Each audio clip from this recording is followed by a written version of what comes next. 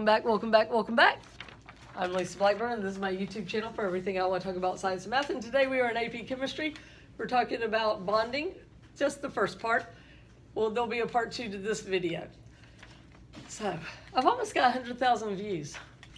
Still have not made any money from this, but who knows, maybe one day. Thank you.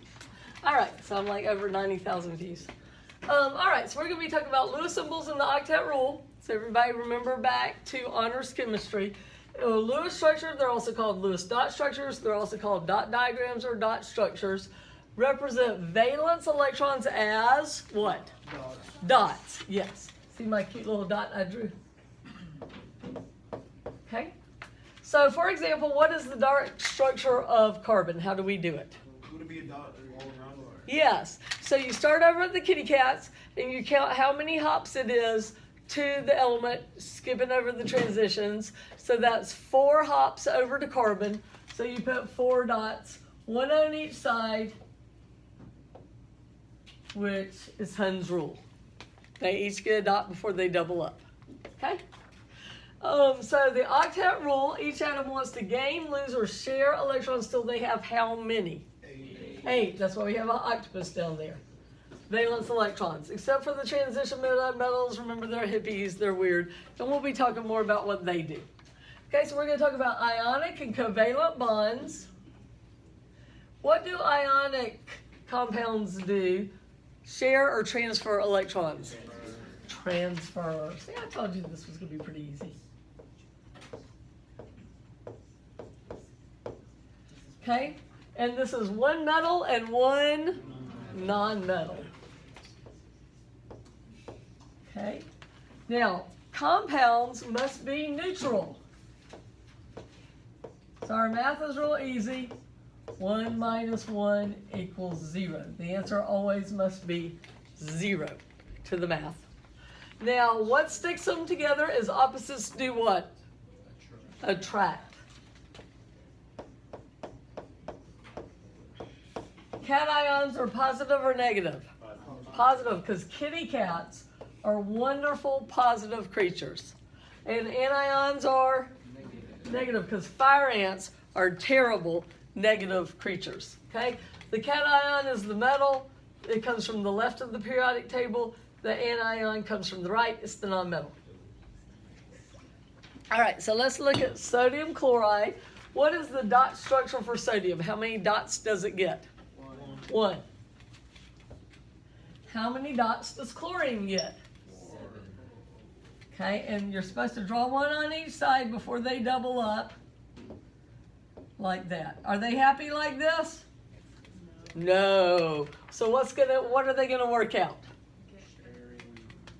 They're going, that sodium is going to give its dot to the chlorine, and how you write it is you write your sodium and show it's an ion. You put the chlorine in square brackets, and you show that it's got all the dots now.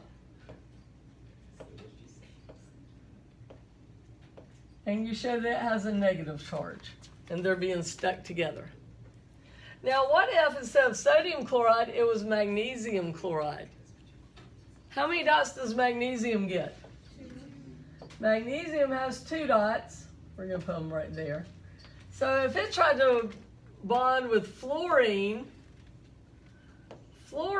also, you're not noticing me violating Hund's rule here. You didn't see that. But how many dots can fluorine take? Just 1. Will it take the extra one? Never. No, it'd be very unhappy. So what does magnesium have to go find? Another fluorine. So our formula here is going to be MgF2. For every 1 magnesium, there will be 2 fluorines. Good? Okay. All right, let's move them right along. So what are the properties of ionic compounds? They're brittle. Do they have a high or low melting point? High. Salts don't melt very easily, do they? They dissolve, but they don't melt. They make crystal lattices. They conduct electricity when they are dissolved in water. Okay? And one is not called a molecule, it's called a unit cell. You don't say it's a salt molecule, because it's not one sodium with one chlorine. It's a pattern. It's going to go sodium chloride, sodium chloride, sodium chloride in every direction till you have a beautiful salt crystal. Now, energies of ionic bond formation. So we want to talk about the energy of this. To lose an electron, this is endothermic. And even if they want to get rid of their electron, like sodium, it takes a little energy to pop it off and get it to go over to chloride. Does that make sense to you? It's endothermic. Gaining an electron is exothermic. Okay, it's exothermic. But overall, it's very exothermic to form sodium chloride. So the exothermicness of how happy the chlorine is getting that electron way overshadows the fact that it took a little bit of energy to pop it off of there. So the overall process is very exothermic. So how they measure this is called lattice energy. And what they do is they say, how much energy would it take to take a mole, so imagine like a handful of this crystal, and heat it up so much and get it to become a gas. How much energy? And could you imagine that that'd take a whole lot of energy to get a nice stable? See my salt lamp over there? Imagine how much heat I would have to give that thing to turn it to a gas. That's going to be a lot, right? So that is how they quantify this. The lattice energy is the energy required to separate 1 mole of solid ionic compound into a gas, okay? And for sodium chloride, it is highly exothermic. The atoms are happy in their crystal lattice. It would take a whole lot of heat to turn them into gas, right? All right, we're going to stop there, and we will do the back and the rest. I'll give you the rest of chapter 8 tomorrow. If we finish it, we'll do some book work or some I do, we do's, and then we'll do chapter 9 notes. I'm going to end this. Like, share, subscribe. Science is great.